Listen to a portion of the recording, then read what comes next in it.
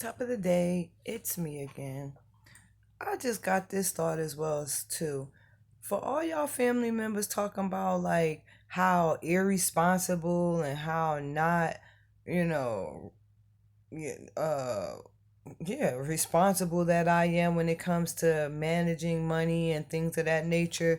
It's awfully damn funny. My first job, I worked for JTPA at the Bradley Intermediate School as a janitorial assistant, right? And every paycheck that I got paid, I was putting $100 down on rent to my grandmother. 14 years old, first job ever working, paying my grandmother rent, right? That's first of all. Speed it up to when I got grown, when like it was myself and my son between my mother's house in the Vita Gardens, I mean in the Stephen Manor, and my grandma's house in the Vita Gardens. Like when I was getting like the cash assistance and the food stamp assistance, I still was coming out of pocket, making sure that both households, my mama household and my own grandmama household, have food in the house. Whether they was buying a couple of stamps from me or me just going ahead and just putting the food in there because that's where where I rested my head, the things that I could do, you know what I mean, in my responsibility. That's the next thing. Then as time went on, after my recovery process, when I got clean and I got the first job that I got, y'all, it was sabotaged. However, it was sabotaged, and I know that Star and family members had something to do with that as well when I worked at Excelsior. You know what I mean? Like I had so many family members that just really just didn't want to see me get ahead by any and all means.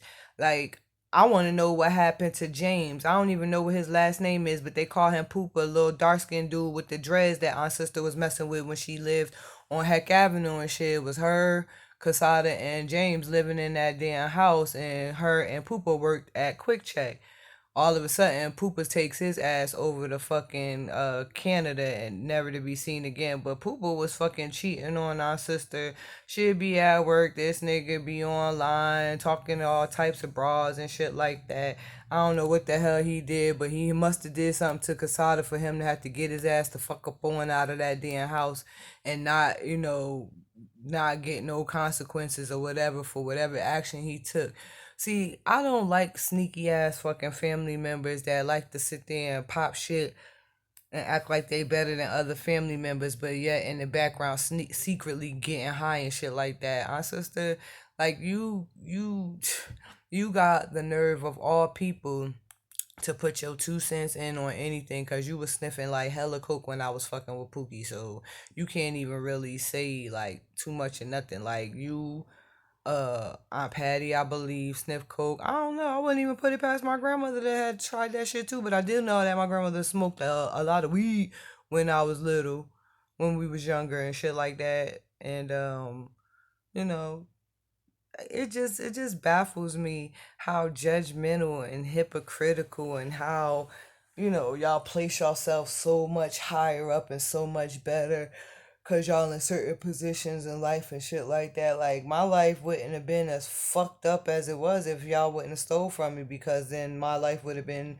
pointing in a different direction, and I probably would have done a lot more things in my life had y'all have given me that opportunity without being selfish assholes about, y'all greed and y'all envy and y'all gluttony and all of the other sins that y'all committed. You know what I mean?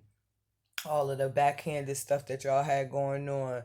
I remember you was messing with this dude named Malik that had this daughter named Kima that used to come and visit you when you lived down by the beach. I think it was 4th Avenue that you lived on in that brick building. And Kima used to come and spend the weekend with me, Shanique, and you. And we used to go to Coney Island and all types of places